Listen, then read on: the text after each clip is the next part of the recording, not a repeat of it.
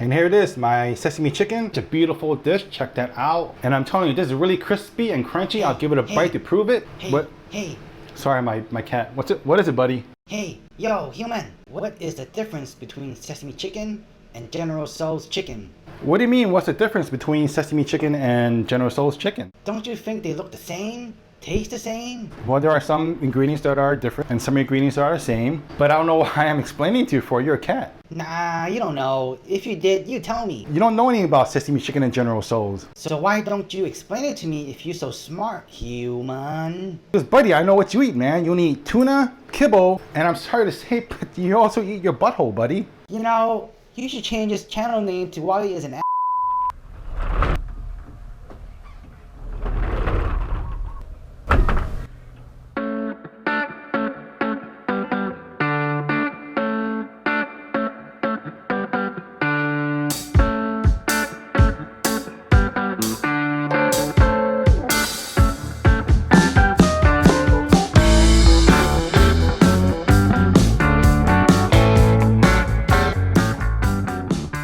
Hey everyone, yes, so today I'm making sesame chicken. This is a classic American Chinese takeaway dish. And sesame chicken is different than General Tso's chicken. Of course, there are similarities because this is a sweet and sour dish. However, sesame chicken does have 5-spice powder and even ketchup.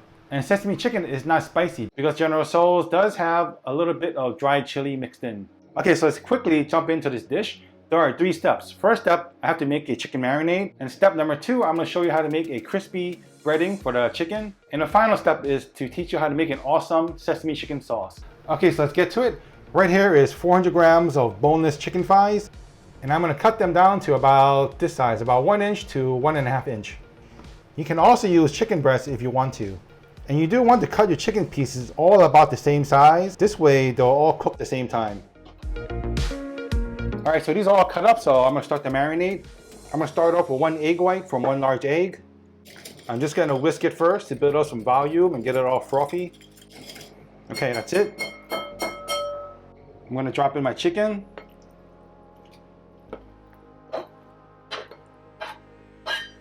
Okay, so sesame chicken, right? You're gonna need pure sesame oil. Every time I make a dish using sesame oil, I always say pure sesame oil. Pure sesame oil. And shoot the lasers? Because there are sesame oils that are blended, and those are cheaper, but they're not as good as pure original. They're not as good as original sesame oil, okay? So for this chicken, I need 2 teaspoons. And 2. I need a teaspoon of sugar. And here's 1 teaspoon of Chinese 5-spice powder. And inside Chinese 5-spice powder is cinnamon, star anise, coriander seed, Sichuan peppers, as well as cumin. And it's not that I'm smart and I have super memory, because I just read it off the bottle. And right here is 1 tablespoon of Chinese cooking wine. I'm using Mr. Shaoxing. And this is 2 teaspoons of light soy sauce, followed by 1 teaspoon of dark soy sauce. And I'm gonna need 2 tablespoons of corn flour or cornstarch for the folks in the USA. 1 and 2. And just get in there and really mix it with your hands.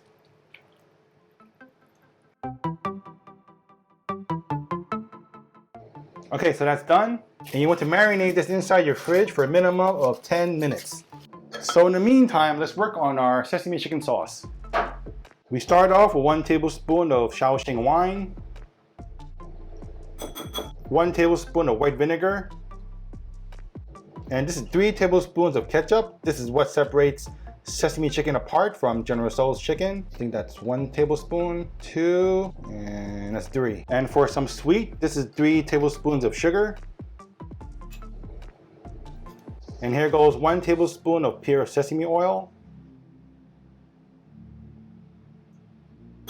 And this is 2 tablespoons of light soy sauce.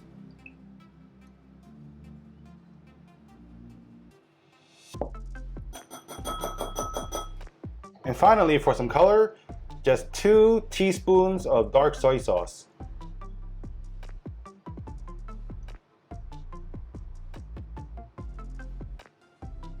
And then we just mix this up.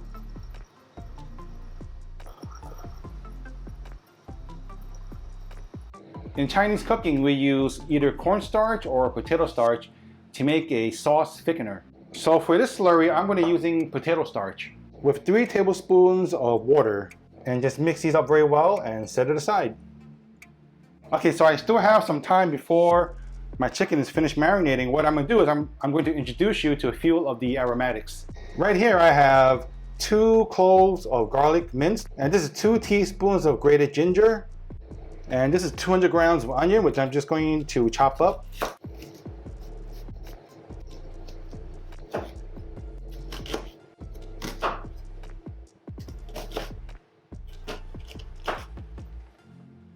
And I'm just going to use half of this onion, which is about 100 grams, and just cut them up into pieces like these.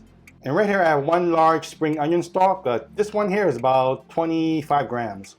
And just chop these up.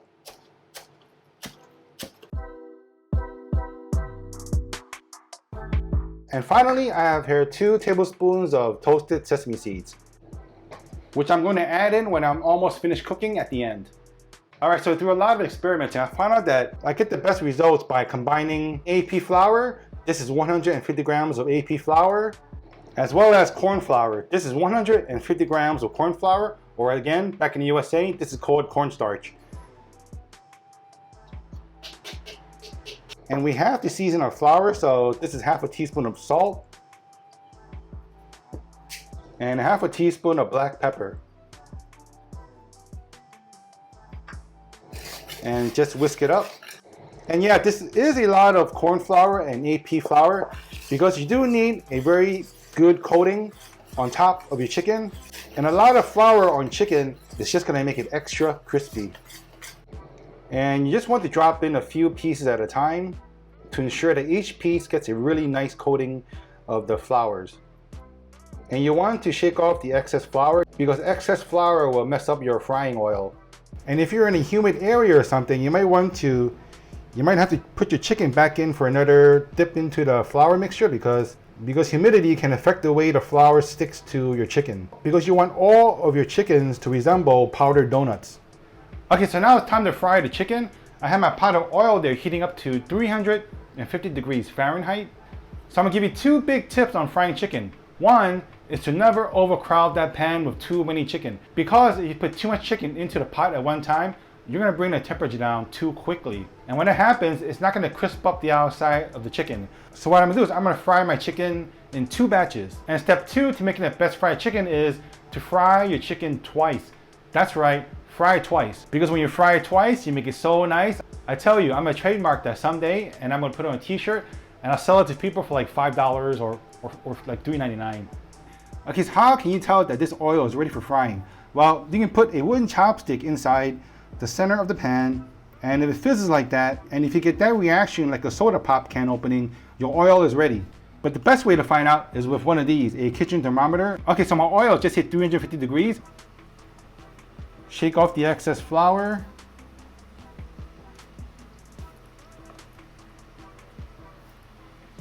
And as I mentioned, I'm going to fry my chicken in 2 batches. And this should take about 2 to 3 minutes.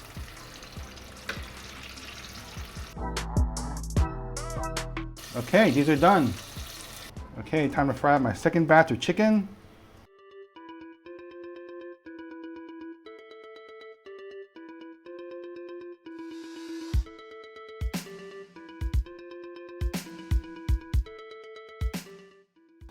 All right, so this is the second fry. This is where I make my chicken extra crispy. I'm gonna fry all my chicken at once, and I checked my temperature already. This was at 360 degrees. And I'm gonna fry this all for just 30 seconds only. All right, and that's it, that's 30 seconds. Check that out, look at these. You can actually hear the sound is really crispy. Just by the sound of me putting it down on my cooling rack. These are gonna be awesome to eat right now, but they're gonna be even better with the sauce. Okay, it's game time. Time to cook. I'm gonna put my wok on high heat. Okay, boys and girls, so it's time to start get cooking. This is a stir fry, which is to say, it's gonna be very fast cooking. It's the way Chinese restaurants do it. It's the way I'm gonna do it. So don't blink. I'm not gonna time edit this at all. So before you know it, the sesame chicken will be finished fast. And when it starts to smoke, I'm gonna add a tablespoon of oil.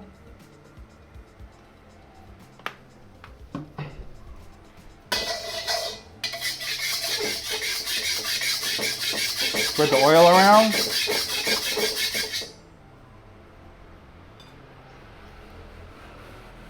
Toss in my garlic and ginger.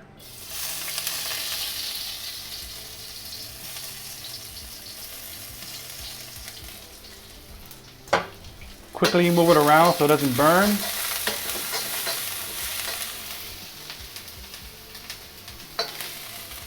I'm going to put in my onions.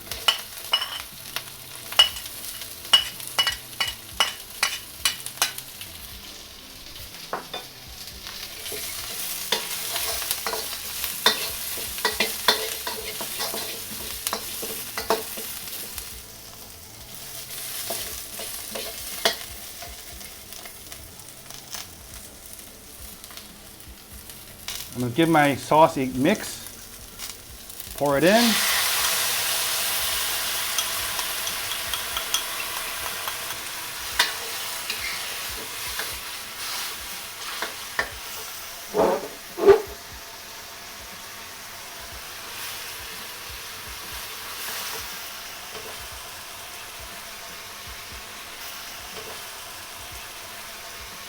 Stir up my slurry. Give my slurry a good stir. I'm just gonna put in about 1 tablespoon. Quickly stir it up.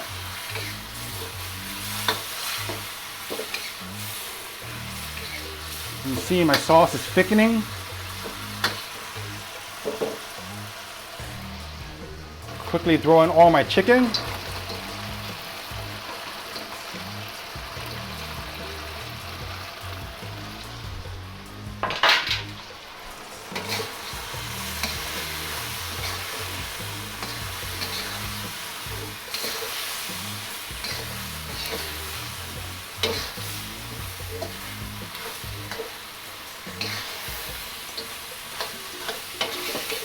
Whoa, no, you lost one.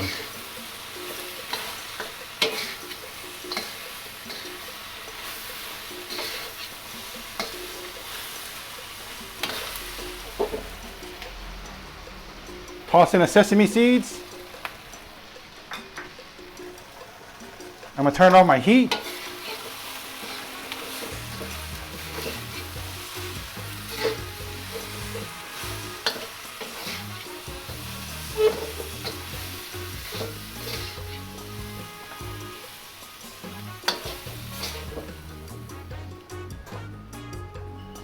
Throw in my spring onions.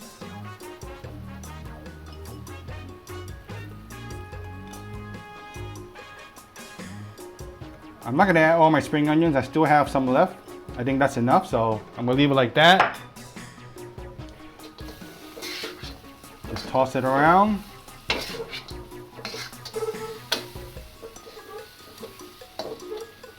And check that out. That fast, right? It didn't take long at all. And here it is, my sesame chicken. Such a beautiful dish. Check that out. Whoa. All right, time for a taste. Oh. It continues to crunch and crunch and crunch. That's why you gotta fry your chicken twice.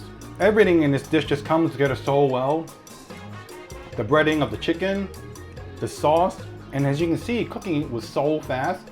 I mean, yes, it takes a little bit of prep work, but I'm telling you, if you're staying home, you're cooking for yourself or you're cooking for your family, whoever you're cooking for, you're gonna love this dish, so try it out. All right, everybody, thank you for watching again. I appreciate everybody who subscribed to me. If you're watching me for the very first time, please do subscribe and hit the bell notification button. This way you'll be notified of my newest videos I make about once every week or so. So please join me again next time, and I hope to see you all again next time. Take care and goodbye.